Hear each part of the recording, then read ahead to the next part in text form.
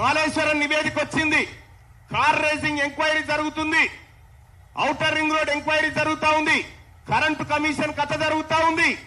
ఈ సమయంలో బీసీల రిజర్వేషన్ అనేటువంటిది ఆ బాధ్యతను బిడ్డకప్పచెప్పి ఏం చేస్తా ఉన్నావు? జూలై 30 తారీఖు 2025 రోజు చిన్నజీఆర్ స్వామిని ప్రధానమంత్రి దగ్గరికి పంపింది హరీష్ రావు గారు. మీరు కేసీఆర్ కాదా? ఎందుకు పోయింది ఆయన? ఏ ఆఫర్ పెట్టి భారతీయ జనతా పార్టీ ముంగట? మీరు పోయి కలవలే? హరీష్ రావు గారు ఫామ్ హౌస్ లో జరుగుతున్నటువంటి చర్చకు మీడియేటర్ గా లేడా చిన్నజీఆర్ స్వామికి? వీళ్లకు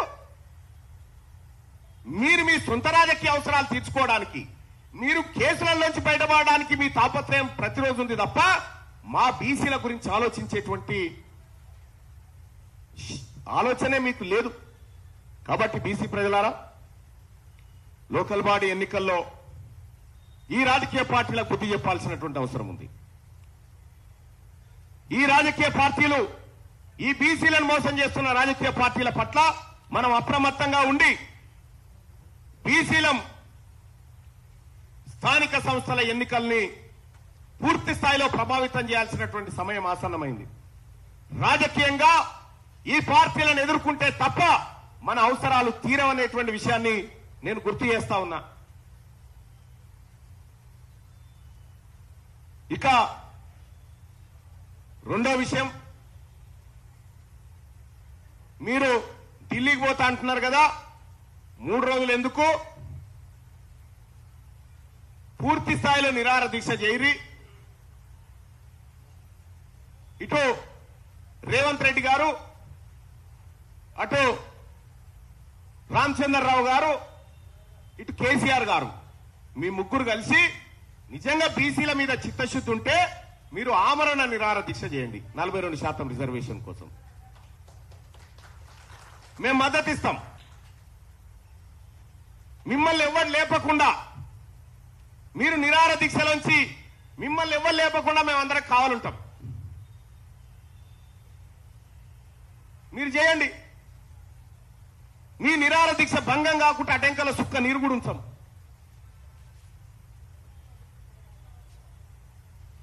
బీసీలంటే ఒక రాజకీయ వస్తువుగా ఇన్ని రోజులు ఆడుకుంటొచ్చారు. ఇవాళ తెలంగాణ రాష్ట్రంలో బీసీలమంతా ఒక్క తాటి మీదకి వచ్చినాం కాబట్టే ఇవాళ తెలంగాణ రాష్ట్రంలో చర్చ జరుగుతా ఉంది. ఎప్పుడైతే బీసీలో జరిగినటువంటి అన్యాయాన్ని మేము ఇక్కడ ఒకసారి డాటా ఇక్కడదే ఒకటొకటి ఇగో ఎందుకు బీసీల కొంపలు ఎట్లా మునిగినాయో ఇక చూడ్రి. హెచ్ఎండిఏలో ఈ అగ్రవర్ణాలు పెట్టిన కబ్జాలు 2,08,745 కోట్ల రూపాయల విలువైన భూములు కబ్జా పెట్టిరే అగ్రవర్ణాలు. ఇగో సర్వే నెంబర్లతో సహా డాటా ఇస్తాం, తీసుకోండి. హైదరాబాద్ లో ఉన్నటువంటి కార్పొరేట్ ఆసుపత్రులు మొత్తం అగ్రవర్ణాలే ఉన్నాయి. ఇగో ఆ డాటా ఇస్తాం, తీసుకోండి. ఇక్కడదే మొత్తం విద్యా వ్యాపారాన్ని మలిచి మా బీసీల నోట్లో మట్టి కొడుతున్నటువంటి ఇగో విద్యా వ్యాపారం మొత్తం అప్పర్ క్యాస్ట్ చేతిలోనే ఉంది. ఇగో ఈ డాటా కూడా మీడియా ముందు పెడతా ఉన్నాం. అలాగే మొత్తం బీసీలను ఉద్ధరిస్తున్నా అని చెప్తున్నటువంటి వీళ్ళందరూ కూడా అప్పర్ క్యాస్ట్ వాళ్ళు కూడా నిజంగా బీసీల కోసం పనిచేసినంటే బీసీలు బాగుపడాలి కదా. తెలంగాణ రాష్ట్రంలో 100 మంది రిచెస్ట్ పీపుల్ ఎవరున్నారా అంటే 100 మందిని టాప్ 100 తీస్తే 84వ ప్లేస్ లో ఒక బీసీ ఉన్నాడు. మిగతా వాళ్ళంతా అప్పర్ క్యాస్ట్ లైన్లా. ఇది వాళ్ళదే. జుడిషియరీలో అప్పర్ క్యాస్ట్ వీళ్ళే. సీఎంఓ దగ్గర నుంచి మొదలు పెడితే గ్రామ సర్పంచ్ దాకా అప్పర్ క్యాస్ట్ వాళ్ళ డాటా ఇది వాళ్ళదే. ఇక ఇట్లా అవన్నీ వాళ్ళకి ఇచ్చేయండి. జెడ్పీటీసీల దగ్గర నుంచి మొదలు పెడితే అయ్యా ఎంతమంది జెడ్పీటీసీలు సార్? వీళ్ళు 192 మంది జెడ్పీటీసీలు అప్పర్ క్యాస్ట్ వాళ్ళు ఉన్నారు. ఇందులో 70% జెడ్పీటీసీలు అప్పర్ క్యాస్ట్ వాళ్ళు తీసుకున్నారు. ఇందులో జనరల్ కోటాలో ఆ జెడ్పీటీసీలది విత్ ఫోన్ నెంబర్తో సహా మీ అందరికి ఇస్తా ఉన్నా. సర్పంచ్లకు సంబంధించి బీసీలకు ఏం జరిగిందో ఈ డాటా మీడియా ముంగడ పెడతా ఉన్నాం. ఎంపీటీసీలు జెడ్పీటీసీలు మాకు అంతో ఇంతో గ్రామీణ వాతావరణంలో గ్రామీణ ప్రాంతంలో బీసీలు రాజకీయంగా జనరల్ సీట్లలో పోటీ చేసి కనీసం 50 సంపాదించుకున్నారు. ఇలా ఆల్రెడీ మాకున్నది ఇడిచిపెట్టి మాకు వస్తున్న దాన్ని పక్కకు పెట్టి మాకు విద్యా ఉద్యోగాల విషయంలో జరిగినటువంటి అన్యాయాన్ని చెప్పకుండా ఆ అంశాన్ని పక్కకు బారేసి కొత్త డ్రామాకు తెరలేపారు. కాబట్టి బీసీ ప్రజలారా, ఈ వేదిక నుంచి బీసీ జేఏసీ ప్రకటిస్తా ఉంది, మీరు 42% రిజర్వేషన్ తీసుకొస్తే పూలదండలు, లేకపోతే నల్ల జెండాలు.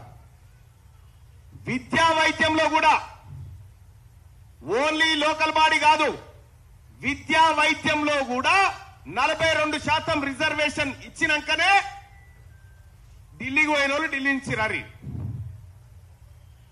ఉద్యోగాల విషయంలో 42% తేలాల్సిందే.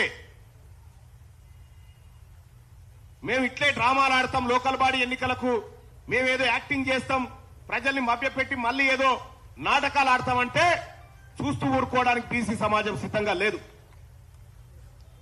బీసీ ప్రజలారా, అప్రమత్తంగా ఉండాల్సిన సమయం ఆసన్నమైంది. కూడబలుక్కొని నయా నాటకానికి 3 పార్టీలు తెలదీస్తా ఉన్నాయి. లోకల్ బాడీ ఎన్నికలకు వచ్చే కంటే ముందు ఈ 42% సమాధానం చెప్పిన తర్వాతనే ఈ 3 పార్టీలు లోకల్ బాడీ ఎన్నికలకు రావాలి. అందుకోసమే ఈ బీసీలకు జరుగుతున్నటువంటి ఉద్యోగ విద్యా అవకాశాల్లో జరిగినటువంటి మోసాలతో పాటు ఈ ఈడబ్ల్యూఎస్ రిజర్వేషన్, అలాగే మాకిస్తామని చెప్తున్నటువంటి 42% రిజర్వేషన్ విషయంలో ఈ లెక్క తేలాలి. 50% స్లాబ్ అంటారు. మొత్తం కేంద్ర పాలిత ప్రాంతాలు కలిపి 35 రాష్ట్రాలు 50% స్లాబ్ ఎప్పుడో దాటిపోయింది. 31 రాష్ట్రాల్లో ఓన్లీ 4 మిగిలినాయి. ఇక్కడ బీసీల అంశం వచ్చేసరికి స్లాబ్. మరి విద్యా ఉద్యోగాలలో 10% ఈడబ్ల్యూఎస్ ఇచ్చి క్రాచ్ చేసినాం కదా, మరి ఆ క్రాచ్ చేసిన దాంట్లోనే 42% బీసీలకు క్రాచ్ చేసేయండి. ఒకవేళ ఈడబ్ల్యూఎస్ కరెక్ట్ అనుకుంటే ఇది కూడా కరెక్ట్ అవుతుంది రేపు పొద్దుగాల.